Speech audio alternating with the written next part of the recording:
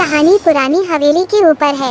आपको हमारी कहानियाँ कैसी लगी जरूर कमेंट करें और हमारे चैनल को सब्सक्राइब करना न भूलें। धन्यवाद। तो अब कहानी शुरू करते हैं। गांव के किनारे घने पेड़ों के बीच एक पुरानी हवेली खड़ी थी। कहते हैं ये हवेली एक समय में बहुत भव्य थी। उसके ऊंचे ऊंचे दरवाजे, नक्काशीदार खिड़कियां और लंबे गलियारे इसकी भव्यता का प्रमाण थे। लेकिन अब यह वीरान थी।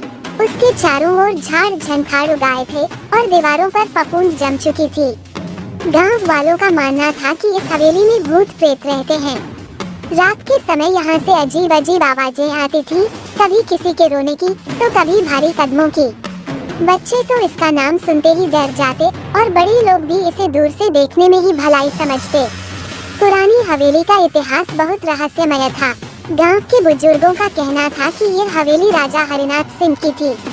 राजा हरिनाथ अपनी पत्नी और बेटी के साथ यहाँ रहते थे, लेकिन एक रात उनकी पत्नी और बेटी अचानक गायब हो गयी। लोग कहते हैं उन्हें किसी ने मार डाला और उनकी आत्माएं आज भी इस हवेली में भटक रही हैं। उस घटना के बाद राजा ने इस हवेली को छोड़ दिया और फिर कभी वापस नहीं लौटे। एक दिन शहर से एक युवा पत्रकार अभय इस हवेली की सच्चाई जानने गाँव आया। वो इन भूत प्रेत की कहानियों पर विश्वास नहीं करता था। उसका कहना था भूत प्रेत जैसी कोई चीज नहीं होती, ये सब लोगों की कल्पना है। अभय ने तय किया कि वो एक रात इस हवेली में बिताएगा और सच्चाई का पता लगाएगा।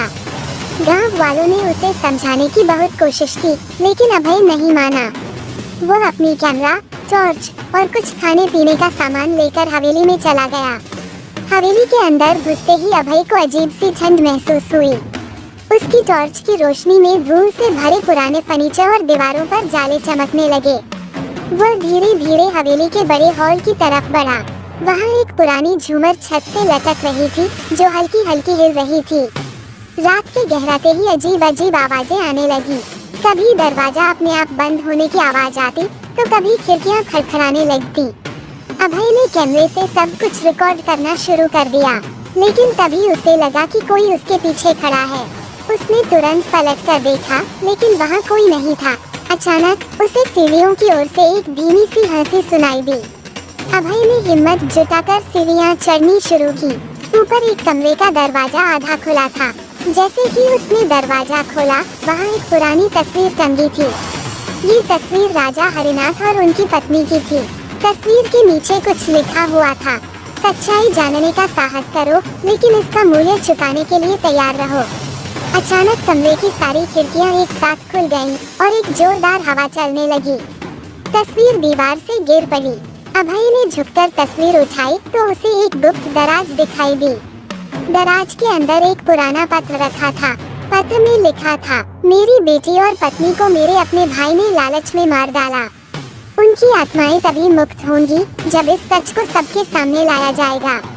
अभय को सारा सच समझ आ गया। उसने तय किया कि वह इस हवेली की कहानी सबको बताएगा। अगले दिन अभय ने गांव वालों को हवेली का सच बताया। उसने राजा हरिनाथ के भाई की साजिश का खुलासा किया। ये सुनकर गांव वाले दंग रह गए।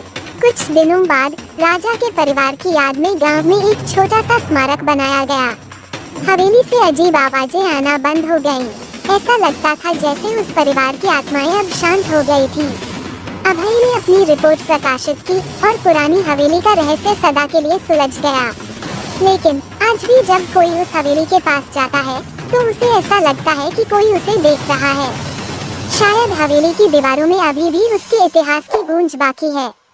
और अच्छी कहानियों के लिए लाइक, शेयर और सब्सक्राइब करें और कमेंट करना ना भूलें। देखने के लिए धन्यवाद।